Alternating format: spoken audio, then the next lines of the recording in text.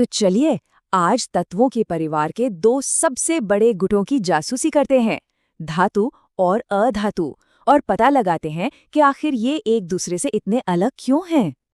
सोचकर देखिए, एक तरफ है सोने का चमकचमाता तार और दूसरी तरफ कोयले का एक काला बेजान सा टुकड़ा। है तो दोनों ही तत्व, एक सोना एक कार्बन, पर इनकी दुनिया कितनी अलग है ना।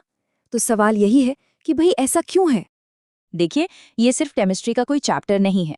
ये तो असल में तत्वों की पहचान करने की एक बड़ी दिलचस्प कहानी है। और ये कहानी शुरू होती है उनके सबसे पहले और सबसे बड़े बंटवारे से, धातु और अधातु। तो सवाल उठता है कि ये बंटवारा शुरू कैसे हुआ। अच्छा, सबसे पहले तो बस बाहरी रूप रंग और बर्ताव को देखा गया, मतलब वो चीजें जो आंखों से दिखती हैं, जिसे हम कहते हैं उनके भौतिक गुण। तो पहला और सबसे बड़ा सुराग था चमक। अपने असली प्योर स्टेट में लगभग सभी धातुओं की सतह पर एक खास शाइन होती है। इसी को कहते हैं धात्विक चमक या लस्टर। अब सोने की चमक के बारे में तो किसी को बताने की जरूरत ही नहीं है। अच्छा, अब जरा सोचिए, अगर कोयले पर हथौड़ा मारा जाए तो क्या होगा। जाहिर है वो चूर चूर हो जाएगा। लेकिन धातु का क्या, वो टूटती नहीं है बल्कि फैलकर एक पतली चादर बन जाती है। इसी कमाल के गुण को कहते हैं आघात वर्ध्यता या मैलेबिलिटी। और इस मामले में सोना और चांदी तो समझ लीजिए चैंपियन है। और कहानी सिर्फ चादर बनाने पर खत्म नहीं होती। धातुओं को खींचकर पतले और भी पतले तार में बदला जा सकता है। इस खूबी को तन्यता या डक्टिलिटी कहते हैं। पर कोई धातु कितनी तन्य हो सकती है, इसका अंदाजा लगाना भी लगभग नामुमकिन है। ये आंकड़ा जरा ध्यान से सुनिए, सच में हैरान कर देगा। सिर्फ 1 ग्राम सोना, हाँ सिर्फ 1 ग्राम, उससे करीब करीब 2 किलोमीटर लंबा तार खींचा जा सकता है। सोच सकते हैं, ये होती है तन्यता की असली ताकत। और भी गुण हैं, लिस्ट अभी खत्म नहीं हुई। धातुएं आमतौर पर काफी हार्ड, मतलब कठोर होती हैं। ये गर्मी और बिजली की बहुत अच्छी सुचालक होती हैं, मतलब हीट और इलेक्ट्रिसिटी को आसानी से पास होने देती हैं। सिल्वर और कॉपर तो इसमें बेस्ट हैं। और हाँ, जब इन पर चोट लगती है ना, तो एक खास आवाज आती है, एक गूंज। स्कूल की घंटी की टन टन टन वाली आवाज याद है?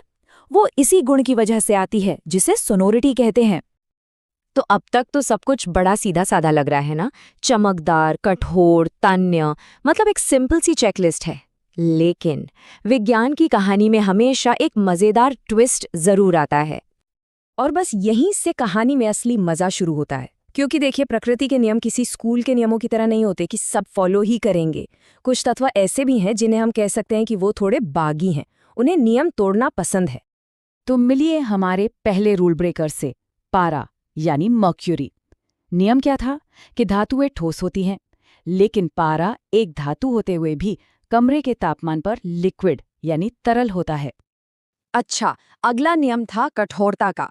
हम सब जानते हैं लोहा कितना सख्त होता है, पर दूसरी तरफ हैं एल्कली मेटल्स जैसे सोडियम, लिथियम, पोटेशियम, और ये धातुएं इतनी ज्यादा मुलायम होती हैं कि इन्हें आप मक्खन की तरह चाकू से काट सकते हैं। और ये जो बगावत है ना, ये सिर्फ धातुओं तक ही सीमित नहीं है। अधातुओं के बारे में क्या कहा गया था कि उनमें चमक नहीं होती, लेकिन जरा आयोडीन को देखिए। ये एक अधातु है, पर इसमें धातुओं जैसी ही जबरदस्त चमक होती है। और ये रहा एक और बड़ा विद्रोही नियम, ये है कि अधातुएं बिजली की कुचालक होती हैं, पुअर कंडक्टर होती हैं। लेकिन ग्राफाइट, जो कि कार्बन का ही एक रूप है, वो बिजली का एक बेहतरीन सुचालक है। जी हाँ, हमारी पेंसिल की नोक में जो होता है वही। तो इन सब से क्या नतीजा निकलता है? यही कि सिर्फ बाहरी रूप रंग देखकर किसी तत्व को धातु या अधातु के खांचे में फिट कर देना ये काफी नहीं है। इतने सारे एक्सेप्शंस हैं, साफ है कि हमें किसी ज्यादा गहरे और ज्यादा भरोसेमंद तरीके की जरूरत है। और वो ज्यादा भरोसेमंद तरीका है उनके रासायनिक गुणों को परखना। मतलब अब हम ये देखेंगे कि वो दूसरे तत्वों के साथ मिलकर कैसा बर्ताव करते हैं। असली परीक्षा तो अब शुरू होगी। तो सबसे पहली और सबसे बड़ी परीक्षा, ऑक्सीजन के साथ रिएक्शन। जब ये तत्व हवा में मौजूद ऑक्सीजन के संपर्क में आते हैं तो होता क्या है? क्या वो आग पकड़ लेते हैं, या उन पर कोई परत जम जाती है, या फिर उन्हें कोई फर्क ही नहीं पड़ता? और यहाँ हमें एक पूरा स्पेक्ट्रम देखने को मिलता है। एक तरफ है सोडियम और पोटेशियम जैसे हाइपर रिएक्टिव तत्व जो हवा में आते ही आग पकड़ लेते हैं। फिर आते हैं मैग्नीशियम, एल्यूमिनियम, जिंक, जो अपने ऊपर ऑक्साइड की एक प्रोटेक्टिव लेयर बना लेते हैं। लोहे के बुरादे को जब तेज गर्म करें तो वो जलने लगता है और कॉपर पर एक काली ऑक्साइड की परत चढ़ जाती है। और आखिर में आते हैं हमारे राजा, सोना और चांदी, जिन्हें हाई टेम्परेचर पर भी ऑक्सीजन से कोई फर्क नहीं पड़ता। चलिए अब इस टेस्ट को थोड़ा और मुश्किल बनाते हैं। देखते हैं कि पानी के साथ इनका क्या रवैया है। इससे इनकी रिएक्टिविटी की एक और भी साफ तस्वीर सामने आएगी। और ये टेबल देखिए, ये पूरी कहानी को एकदम साफ कर देती है। सोडियम और पोटेशियम ये तो ठंडे पानी में भी जोरदार रिएक्शन करते हैं। कैल्शियम थोड़ा शांत है, वो धीरे धीरे रिएक्ट करता है और पानी पर तैरने लगता है। मैग्नीशियम को गर्म पानी चाहिए। एल्यूमिनियम, आयरन और जिंक तो और भी नखरे वाले हैं, ये सिर्फ भाप यानी स्टीम से रिएक्ट करते हैं। और बाकी बचे लेड, कॉपर, सिल्वर और गोल्ड, उन्हें पानी के किसी भी रूप से कोई लेना देना नहीं है। No reaction. तो सवाल है कि वैज्ञानिक ये सब पता कैसे लगाते हैं, खास तौर पर भाप से रिएक्शन। तो उसके लिए कुछ इस तरह का एक्सपेरिमेंटल सेटअप इस्तेमाल किया जाता है। यहाँ मेटल को गर्म करके उस पर से भाप को पास किया जाता है और फिर जो भी बदलाव होते हैं उन्हें नोट किया जाता है। तो अब सवाल ये उठता है कि इन सब गुणों को जानना इतना जरूरी क्यों है? भाई इसलिए क्योंकि ये सिर्फ विज्ञान की किताबों की बातें नहीं है। इन्हीं गुणों ने हमारी आज की दुनिया को वो शक्ल दी है जिसमें हम रहते हैं।